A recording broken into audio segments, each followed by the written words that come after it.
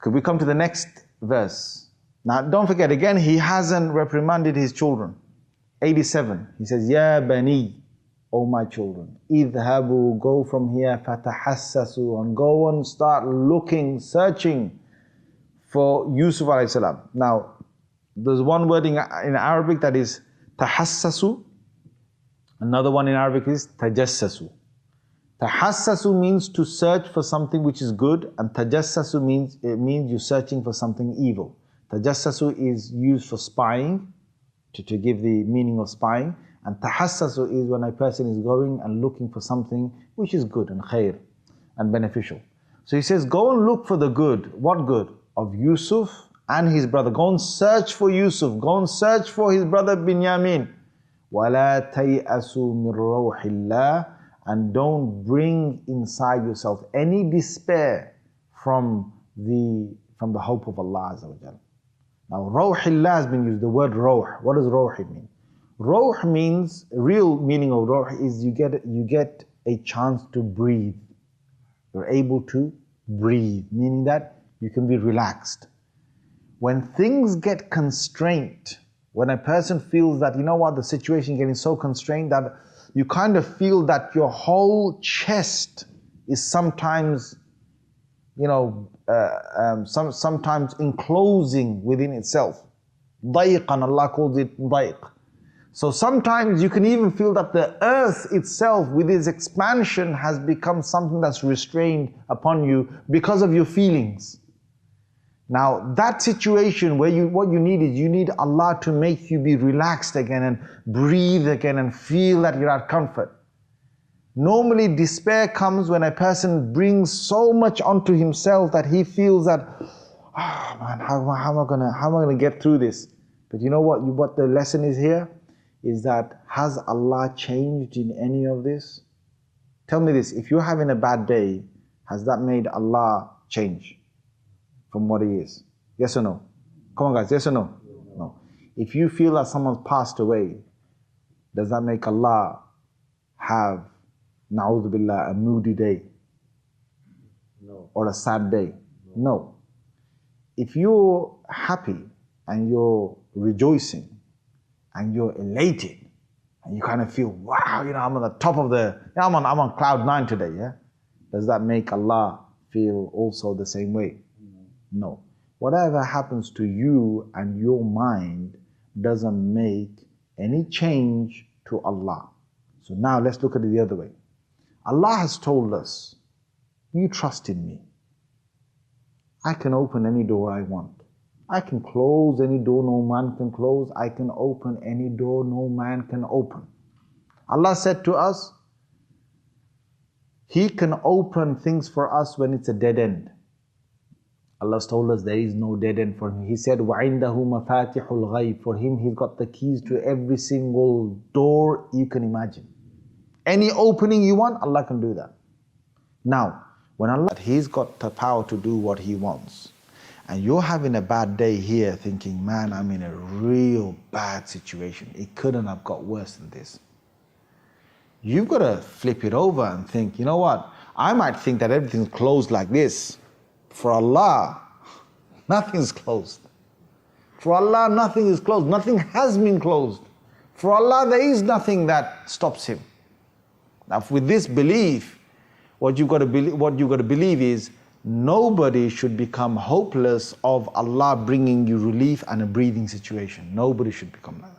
And the one who is a disbeliever in Allah becomes like that. The one who is unthankful to Allah, who is not close to Allah, becomes like that. But a mu'min and a believer, he does not get in that situation ever because of his belief. His belief is that Allah can still get me out of this.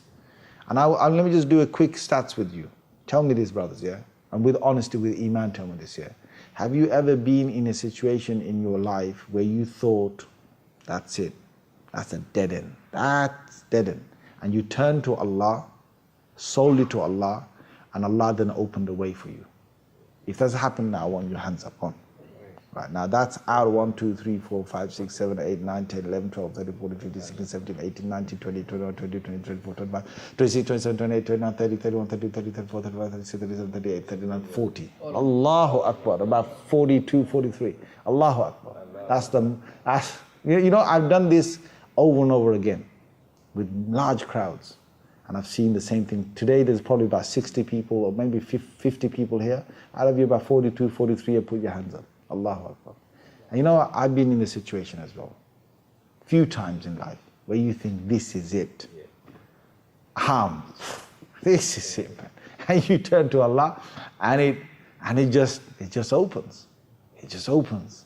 And that's Allah. So what we're learning from here is Yaqub alayhi salam, though everything's against him, he's still saying, don't lose hope. Because of the few things that, and it will be more profound if it was just because of the dream that he's believing in all of this. But anyway, they come to Yusuf alayhi salam.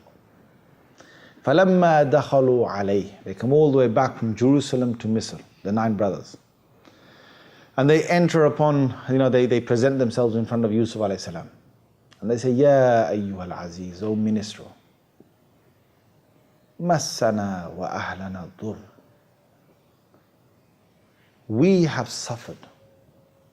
We have suffered greatly. Our family has suffered greatly. Wajitna bi bida'atin muzjat. Our father has sent us, and we have come to you again as a family, and we need more. We need more food from the provisions that you've got.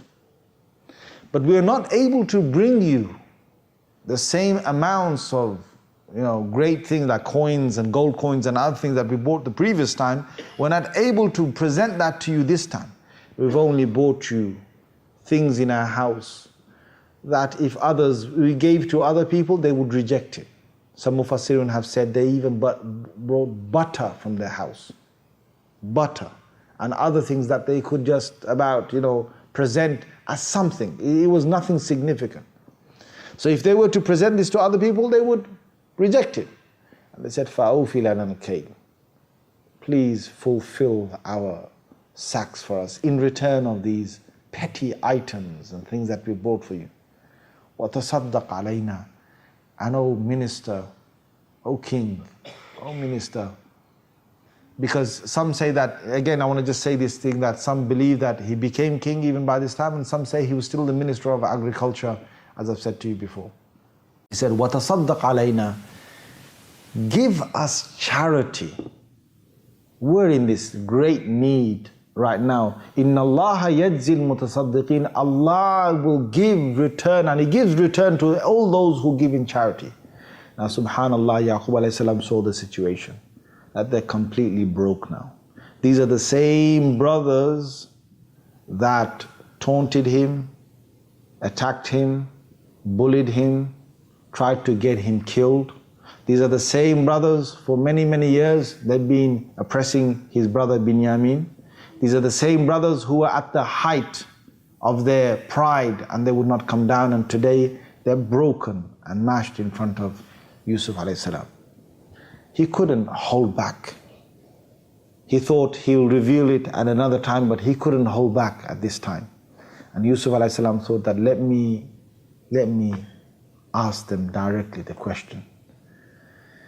He said, and the thing that we learn from this ayah, ayah number 88, is that the father said to the sons, go and search for who?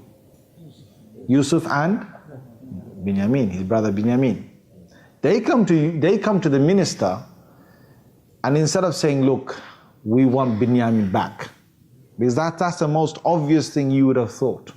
We want Binyamin back, please. Our father his eyes have gone white and he's grieving for so many years.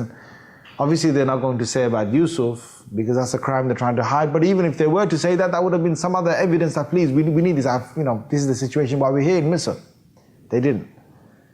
Yaqub alayhi salam gave him a plan before they came. He said, go, we need some more goods anyway, but take these few items and go with this, and basically tawakkal ala Allah, depend on Allah, and try and see where the khair comes from. Now subhanallah al-azim, you think about it, that there is no way they would find Yusuf by going down this pathway. What is Allah teaching us? Allah is teaching you that sometimes you're looking for something, you won't find it. when you're not looking for it, you will find it. It happens or not? Yeah.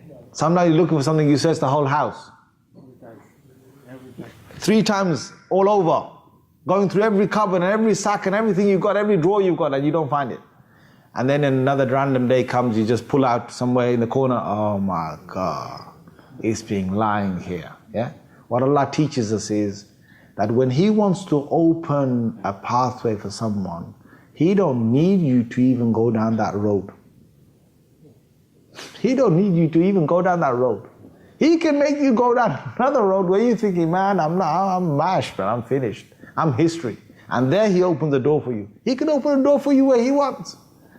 So Yaqub alayhi salam just gave them a way to go and try and get something back. And when they go through this manner, they don't even realize who they're talking to. And Yusuf alayhi salam says, هَلْ عَلِمْتُمْ مَا فَعَلْتُمْ بِيُوسُفْ وَأَخِي? Do you know what you did in the past with Yusuf and his brother? And that's like, boom, it's going to hit them. What does this man sitting here going to know about some person called Yusuf? Of course, they mentioned a brother of Binyamin. Remember in the presence last time they said, if he's stolen, then his brother before him stole. They didn't even then mention the name Yusuf. How does this man come out with the name Yusuf? And he says, Yusuf says, do you remember what you did with Yusuf and his brother? إِذْ أَنْتُمْ جَاهِلُونَ, when you were ignorant people. When you were people, what was jahilun? Jahilun means that you were ignorant of the real actions that you were doing, the consequences of it. Allah calls it, whenever we sin or we do something wrong, Allah says that you go into ignorance. Why? Because you are ignorant of what's going to happen to you tomorrow about the sin that you're committing. They gave him a glance and they looked at him and they said, Anta Yusuf? Are you Yusuf? Could it be that you're Yusuf? And they're looking thinking, man, we never thought about this. This young boy that we had, brother that we had, was really handsome, and this guy is splendid, you know. Could it be that that boy has transformed to this man? And could it be that we're looking at Yusuf? They said this out of a, you know, like, are we really seeing you? Is it you, Yusuf? قال أنا يوسف. He said, I am Yusuf. And this is my brother, Binyamin. قَدْ مَنَّ اللَّهُ عَلَيْنَا. Allah has showed His favors upon us. Allahu Akbar. You know what this teaches you, brothers, is that, you know, you're going, and sisters, you're going through all this difficulty, and all along you never realized that Allah planned that when He's going to finally make you successful in the future, you're going to look back at that and you think, was that it? Was that it? I'm serious about this. Because there is absolutely no one sitting here who doesn't have a problem in life. This world has been, I remember some, you know, my Shaykh had some people come to him, and they're always coming to him and asking him, they're saying that, you know, we've got this problem and that problem and this problem. So there was a group of people that came and they said, but Shaykh, you know, this has happened, and Shaykh, that has happened. And he's trying to calm him down and tell him that, look, you know, deal with it, as in, you know, try and have sabr and deal with it and so on. But Shaykh, this happened, and he turned around and he said, this is dunya. This is the dunya. This is the world. As in, are you guys, no, he didn't say these words, but I'm interpreting what he meant by saying those words. Are you guys dreaming of a perfect world here where you have no problems? Well, that ain't gonna happen. That ain't gonna ever happen. There is no man or woman on this earth who lives, no matter how many luxuries or how many, you know, discomforts they have or whatever they have, I don't care. There's no man without a problem. There's no woman without a problem. And you know what? The people who are more rich than us, they have more problems than us. You get more suicides. So, and their suicides are deep, man. Not only that, but even if they don't have suicide, some of you might think, nah, that's a bit biased stats. Okay, fine. Their problems of the politics that happen within their families is way worse than what you're dealing with, or what I'm dealing with. Now, what I want to say to you is, Allah Azza wa Jalla has already planned. This is what Yusuf was saying is that Manna Allahu alayna, Allah showed His favors upon us. When the day comes when Allah shows His favors upon me and you, brothers and sisters, and explains why the whole world was the way it was for you and me, we're just going to say, you know what, Allah, you've been showing your favors on us throughout the whole thing. I'm the one who messed up by thinking X, Y, and Z. No man kills himself more with his problems than the problems he creates within himself, because he says, oh my God, because this is happening, that's going to happen, and that's going to happen, and then I'm going to be like this. And all people are going to be thinking bad of me and low of me. When all these other thoughts that you just made up, Allah never told you to make all those things up. You just made those up. Your problem is just your problem. And everybody's got problems, little or more, everyone's got problems. But anyway, he says, إِنَّهُ مَنْ يَتَّقِي. Now he gives now the secret of having a successful life by the end. Allahu Akbar. Now this is probably the recipe of anybody who wants to think, well, how do I get myself successful in the problems that I'm facing? Well, he tells us, إِنَّهُ مَنْ يَتَّقِي. Whosoever will display their awareness, the continuous awareness of Allah Azza wa Jal. Whoever will display their fear for Allah Azza wa Jal. وَيَصْبِرُ. Whoever will display their patience for Allah. فَإِنَّ اللَّهَ لَا يُضِيعُ أَجْرَ الْمُحْسِنِينَ. Allah will never bring about failure to the people who have excelled with these good actions. Allah will not bring you failure. What Allah wanted me and you to do all along with all the problems we had is just to display these two things. Taqwa, sabr. Be aware of Allah, be mindful. What does taqwa mean? Taqwa means that I'm not going to say things with my tongue to people I shouldn't. With my body, I'm not going to do things I'm not supposed to do. With my eyes, I'm not going to look at things I'm not supposed to do, and so on. And both ways. Allah gives certain people money, and He wants to see whether they show taqwa or not. Allah gives certain people no money, and He wants to see whether they show taqwa or not. The people He didn't give money to, He wants to see whether they're going to steal or not. The people who gave extra to, He wants to see whether they're going to use it or misuse that money. There's both ways you're being tested. And all along, all our lives, all Allah wanted to see is, do you have the right taqwa? Are you showing me in this situation I've just put you in? Are you going to remember me? Are you going to start forgetting me because of your situation?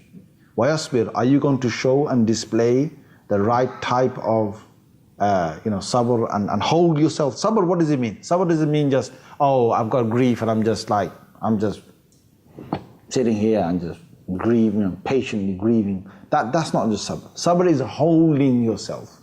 What does it mean? You hold yourself onto the deen. You hold yourself away from ma'asi and away from sins. And yes, you are patient for the sake of Allah. That's sabr. And therefore Allah will not make your efforts go to waste.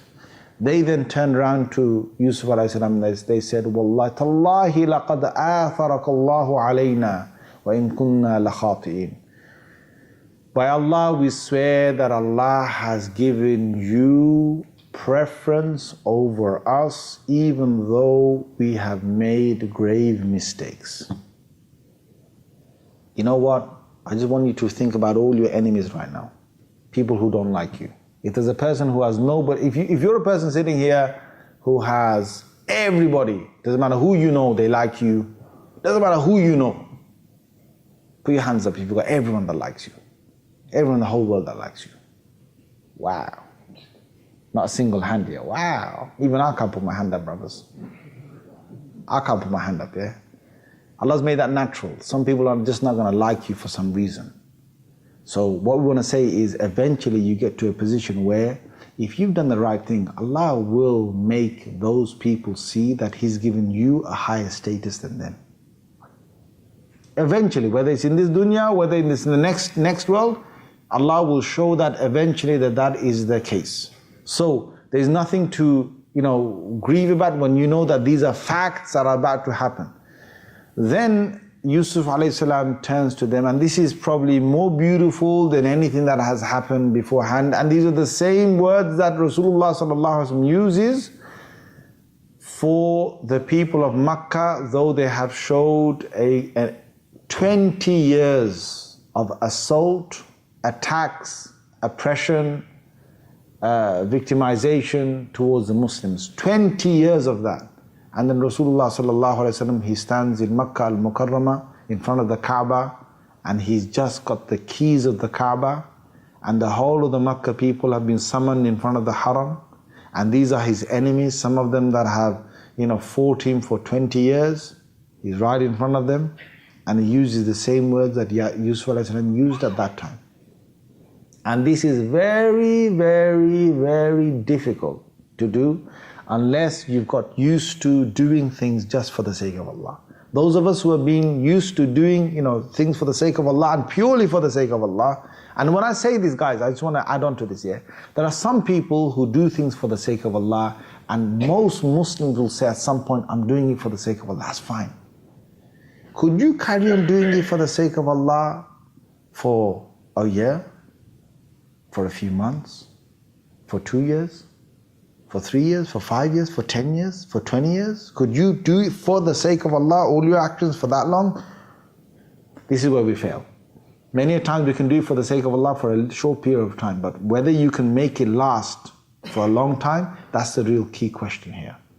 Yusuf alayhi salam, for his life, since they put him into the well, since they were bullying him, for the sake of Allah, he's been taken on all these things that have come without displaying any complaint to Allah and without moving from here. Look at the test he's been to. Look at the test, the big test. He had this woman that was trying to seduce him, and he still managed to get out of that clean. That was a big test that came over him, and many other tests that have happened. But when a person has been used to doing that for a long, long time, then they're able to do this. At a point when they're able to take out their anger onto these people who have oppressed them, he says what? He says, لا تثريب عليكم اليوم. Today, I don't want you to even worry about it. يغفر الله لكم. Allah will forgive you. وهو أرحم الراحمين. And Allah is the most merciful of those who have mercy. Just simply say, don't worry about it. After all of that, you're just going to turn around and say, don't worry about it, and that's it? That's what Rasulullah sallallahu alaihi wasallam did. After 20 years, he just said to them, لا تثريب عليكم اليوم. He said, I will say the same thing that Yusuf alayhi salam said when he addressed his brothers, that لا تثريب عليكم اليوم. Don't worry about it. Subhanallah al-Azim. This is from the greatest of characters, and of course we need to learn from this. And what I'm going to do is, inshallah, from this verse onwards, inshallah, definitely by next week we would have finished this surah, and we should have also finished the story of Yaqub alayhi salam. So I will carry on from this, but I just want you to remember that it's easy said than done. If I say to all of you just right now before we leave, I'm just say sabr. Say sabr. How long do it take you to say that? Second, less than a second. Sabr, that's it. If I say you to say, for example, I forgive. That's easy. But listen, sabr is said in a second. But the real meaning of sabr and being able to display it in life takes a lifetime to learn. It takes years to be able to show sabr at the right time. Yes or no? Yes. You can say it like that, sabr. And here, forgiveness of Yusuf, he just forgave them, and Rasulullah forgave them. We say, oh, mashallah, mashallah, alhamdulillah, mashallah. The whole reason why is because me and you, when we get in that situation where there's people who've been hurting us and we need to forgive them, that's where you've got to display whether you can do it or not. And that's why we're doing these lessons. May Allah Azza wa Jal make it successful for us, and may He make us adapt to these lives. Inshallah, jazakumullah khair wa akhiru da'wana and alhamdulillah rabbil alamin. Assalamu alaikum wa rahmatullahi wa barakatuh.